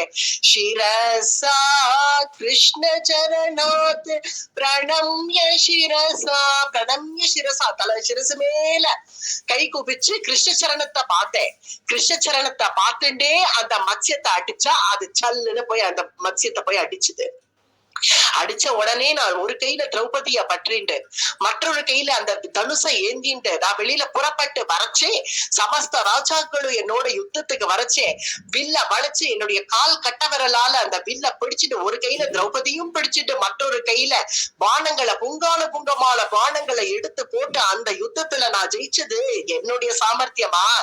சஜீகிருதே தனுஷாதி கதாச்ச கிருஷ்ணாய, கிருஷ்ணானுகிரகம் அவனுடைய கிருப்பையினால. ஆனா அப்ப கூட அந்த கிருஷ்ணன் என்ன சொல்றான் தெரியுமா? என்னுடைய கிருப்பையினால இவன் இந்த யுத்தத்துல ஜெயிச்சான் அப்படின்னு சொல்லாம அது அர்ஜுனன் அப்பேற்பட்ட வீரன், அர்ஜுனன் அப்பேற்பட்ட பராக்கிரமசாலி அப்படின்னு அந்த பெருமையை எனக்கு கொடுத்தானே. ஆனா வாஸ்தவம் உண்மை எது? அவனுடைய கிருப்பையினாலதான் நான் இன்னைக்கு ஜெயிச்சேன். அப்படி திரௌபதி ஸ்வயம்பரத்துல அத்தனை ராஜாக்களையும் புறமுதுக்கிட்டு ஓடும்படி செஞ்சு என்னுடைய பிரபாவத்தை ஸ்தாபிச்ச அந்த நிமிஷம் கிருஷ்ண கிருப்பையினால அல்லதானே என்னுடைய பிரபாவமா அது. காண்டவ மக்னயேதாம் இந்திரம் ச சாமரகணம் தரசா விசித்யாம் லப்தா சபா மயக்ருதாத்புதம் கிலம் பமாயா திக்யோஹரன் ரிபதயோ பலிமத்வரேதே. அது மட்டும் இல்லாம தூதனா வேற இருந்தான் கண்ணன். நமக்கு தூதனால எப்பயோ பாட்டவ தூதனா வந்தான, அது இல்ல. பிறகு வனவாசம் ஆன பிறகு தூதனா அந்த தூத சொல்லல. இப்போ திரௌபதிக்கு கல்யாணம் ஆயிடுத்து, நம்ம கூட கல்யாணம் ஆன பிறகு அவனே தூதனா போய் திருதராஷ்டிர மகாராஜா கிட்ட கெஞ்சரான், என் பாண்டவர்களுக்கு சொத்த கூடு, கெஞ்சறான், போராடுறான் கிருஷ்ணன் நமக்காக. அங்க போய் நின்னு அவளுக்கும் வாழ ஒரு இடம் வேணும். அவ எங்க போவா? இந்த குலத்துல பிறந்தவர்கள் அவ மட்டும் சந்தியில நிக்கணும்னா எங்க போய் நிப்பா? அவளுக்கு சேர வேண்டிய சொத்தை திருப்பி கொடுக்கறேளா இல்லையா அப்படின்னு கேட்ட போதுல என்ன கொடுத்தாரு திருதராஷ்டிரன்? நல்ல களிமண்ண நல்லா பெசஞ்சு அதுல இருந்து எண்ணெய வரவச்சாலும் திருதராஷ்டிரன் கையில இருந்து சொத்து வரவே வராது. அப்படி இருக்க அவன் ஏதோ சரி வேணும்னா கொடுக்கற இந்திரபிரஸ்தம் அப்படின்னு ஒன்ன கொடுத்தான். இந்திரபிரஸ்தமும் காண்டவனமும் பிரிச்சு கொடுத்தான். அந்த இந்திரபிரஸ்தத்தை போய் காண்பிக்கிறான். பாத்தையா சப்பானி நிலம், ஒரு சப்பாத்தி கூட விளையாது பாத்தியா அப்படின்னு காட்டுறான். காட்டி குளிர்ந்த கட்டாட்சத்தோட கூட அத கட்டாட்சிச்சாலோ இல்லையோ அந்த இந்திரபிரஸ்தம் இன்னி வரைக்கும் அதுதானே தலைநகரம் பாரத தேசத்துக்கு. அப்படி நமக்கு அந்த கட்டாட்சிச்சாலே அந்த இந்திரபிரஸ்தத்தை, அந்த காண்டவனத்தை, வெறும் வனம் நெருஞ்சி முள்ளு காடு, ஒண்ணுமே ஒரு மழை கூட பொழியாது. அந்த காண்டவனத்தை அக்னி பகவானுக்கு இரையாக்கி காண்டவன தகனம்னு ஒரு லீலைய பண்ணோமே நானும் கிருஷ்ணனும் சேர்ந்து. கிருஷ்ணன் எனக்கு சாரத்தியம் பண்ணா அங்க கூட காண்டவனத்துல, நீ என்னடா குதிரையினுடைய கடிவாளத்தை பிடிக்கிற, அது ஏன் மேல, உனக்கு நான் சாரத்தியம் பண்றேன் அப்படின்னு அதை பிடுங்கி அவன் சாரத்தியம் பண்ண அழகு. காண்டவன தகனம் பண்ணி அதை அக்னி பகவானுக்கு இரையாக்கி அந்த காண்டவனத்தை அத மயன் அசுரதத்தனான மயனால ஒரு மாளிகை நிர்மாணம் பண்ணி லப்தா சபா மய கிருதாத் அற்புதமான ஒரு மாளிகையை நிர்மாணம் பண்ணி நமக்கு கொடுத்து அதுல பாண்டவர்களை அரசாட்சி பண்ண வச்சு நானும் ஒரு ஆள் தான் ஸ்தாபிச்சானே. திக்பியோகரன் ரிபதயோ பலி மத்வரே. இல்லைன்னா நம்ம நினைச்சு பார்த்திருக்க முடியுமா நம்முடைய வாழ்க்கையில? அது இந்திரபிரஸ்தம் காண்டவனம் நமக்கு கிடைக்கும். அது எப்படி அமராவதியில இருக்கு ஒரு அழகான ஒரு ஆச்சரியமான சபை, அது போல துவாரகையில இருக்கு விஸ்வகர்மானால நிர்மாணம் பண்ணப்பட்ட ஒரு சபை. அதே போல இப்ப தர்மபுத்திரனுடைய அரசாட்சியில ஒரு சபை மயனால நிர்மாணம் பண்ணப்பட்ட சபை. அப்படி அனுகிரகம் பண்ணானே நமக்கு. அதெல்லாம் என்ன நம்ம சாமர்த்தியத்தாலையா? அன்னைக்கு அந்த காண்டவன தகனத்துல காண்டவனத்தை நான் தகனம் பண்ணது என்னுடைய சாமர்த்தியத்தால நினைக்கிறியா? கிருஷ்ணா கிருஷ்ணனால, கிருஷ்ணனுடைய அனுகிரகத்தினால, அவன் அனுகிரகத்தினால நமக்கு கிடைச்ச ஒரு ராஜ்யம் நமக்கு. அதுக்கப்புறம் அந்த பாட்டு பெருகின்றே போச்சு. ஒரு நாள் அதுல ஒரு கஜானா குறைச்சலாச்சு, ஒரு நாள் அதுல பைசா இல்ல அப்படின்னு எல்லாம் இருந்ததா. அத்தனை பொதுமக்களுக்கும் நாமே கிரகம் கட்டி கொடுத்தோம், அவர்களெல்லாம் வாழ வச்சோம். அதுக்கெல்லாம் என்ன காரணம்? கிருஷ்ண அனுகிரகத்தினால. அப்படி அமைச்ச அந்த மாளிகையில நீ என்ன ஆசைப்பட்ட? ராஜசூயம் பண்ணணும்னு ஆசைப்பட்ட. ராஜசூய யாகம் பண்ணி சக்கரவர்த்தியாக நம்ம ஆகணும். சக்கரவர்த்தியா ஆகணும்னு என்ன யதார்த்தமான ஆசையான்னு உனக்கு? அதெல்லாம் இல்லையா என்ன? உனக்கு என்ன ஆசை? அந்த ராஜசூய யாகத்துல நான் சக்கரவர்த்தி ஆகணும், சக்கரவர்த்தி ஆகி எனக்கு மேல கிருஷ்ணன் ஸ்தாபிக்கணும். அதுதானே நம்ம ஆசைப்பட்டோம். அதனால அக்ர பூஜை கிருஷ்ணனுக்கு பண்ணணும், அதுதானே ஆசைப்பட்டோம். அந்த ராஜசூய யாகத்துல அந்த திக்விஜயத்துக்கு நாங்க 4 பேர்கள், 4 சகோதரர்கள், நானோ பீமண்ணாவோ நகுலனோ சகதேவனோ 4 திசையில திக்விஜயத்துக்கு போய் சமஸ்த ராஜாக்களுடைய அனுமதியை வாங்கிட்டு அவர்கள்ட்ட இருந்து கப்பம் கட்ட வச்சு அதுக்கு மேல கிருஷ்ணன் அவனுக்கு திருவாராதனம் பண்ண முடிஞ்சுதுன்னா அதுவும் நம்ம சாமர்த்தியமா? கிருஷ்ணனுடைய சாமர்த்தியம் தானே. ஏ தேஜசா ரிபஷிரோங்கிரி மகன்மமார் ஆர்யோனுஜஸ்தவ கஜாயுத சத்வவீர்யஹம் தேனாஹ்ருதாக பிரமதா தம்மகாயம் பூமா என்மோசிதாஸ்ததனயன் பலிமத்வரேதே. அந்த ராஜசூய யாகத்தை நடத்தி வச்சது யாரு? கண்ணன். கண்ணன் இல்லாத போனால் நம்மளால ராஜசூயம் பண்ணிருக்க முடியுமா? பண்ணி நீ சக்கரவர்த்தி ஆயிருப்பியா? ராஜசூய பட்டாபிஷேகம் பண்ணி அதுலயும் ஜராசந்தன், அந்த ஜராசந்தன் யாரு? கம்சனுக்கே குரு. அந்த ஜராசந்தனையும் திக்விஜயம் பண்ணி கொண்டு போய் அந்த பீமண்ணாவுக்கு எப்படி ஜராசந்தனை வதம் பண்ணணுங்கிறத உள்பட சொல்லி கொடுத்து பீமண்ணா அங்க போய் திகச்சு போயிட்டா. எப்படி இனிமே இவனை ஒழிச்சு கட்டுறதுன்னு தெரியலையேன்னு ஒரு சின்ன ஒரு தென்னை மரத்து ஓலைய கையில எடுத்து, இன்னமும் ஞாபகம் இருக்கு, ஹிருதயத்துல உட்காந்துருக்கே அத்தகைய காட்சிகள்லாம். ஒரு ஓலையை எடுத்து அதை கிழிச்சு இதை ஒரு பாதி இந்த பக்கம் போடு, ஒரு பாதி அந்த பக்கம் போடுன்னு காண்பிச்சு கொடுத்து ஜராசந்தனை வதம் பண்ண வச்சு ஜராசந்தனையும் ஜெயிச்சாயிடுதுன்னு உடனே எத்தனையோ க்ஷத்திரிய ராஜகுமாரர்களை அந்த ஜராசந்தன் சிறை பிடிச்சு வச்சிருக்கான் பலி கொடுக்கறதுக்காக. ஒரு சரியான ஒரு ராத்திரி தினம் காத்துட்டு இருக்கான். கால பைரவருக்கு பலி கொடுக்க போறானா. எத்தனையோ க்ஷத்திரிய ராஜகுமாரர்களை பிடிச்சு வச்சிருக்கான் சிறையில. அது எப்படி இருந்தார்கள், எப்படி கடந்தார்கள் அவர்கள்லாம் அந்த சிறையில. கசாப்பு கடையில அந்த கோழிகள் எல்லாம் அப்படி போகுமே, அது போல அந்த சிறையில கிடக்கக்கூடிய அந்த ராஜகுமாரர்கள் அத்தனை பேருக்கும் அபயம் கொடுத்து அவர்கள் வெளியில வந்த உடனே சூரிய ஒளி இப்பதான் அவர்கள் மேல படுறது. அவர்களுக்கு போஜனம் எல்லாம் பண்ணி வச்சு அவர்கள் எல்லாருக்கும் பெரிய நேத்ரா போஜனம், என்னன்னா கிருஷ்ணனுடைய அந்த தரிசனம். அந்த தரிசனத்தை கொடுத்து ஜராசந்தனையும் ஜெயிச்சாயிடுத்து அப்படின்னு வந்து ராஜசூய யாகம் பண்ணி நமக்கு பூபதியா இருக்கு கண்ணன் நம்மளுடைய குடும்பத்துல வந்து அவன் அக்கர பூச்சை ஏத்துன்ற அழகு. ஆர்யோ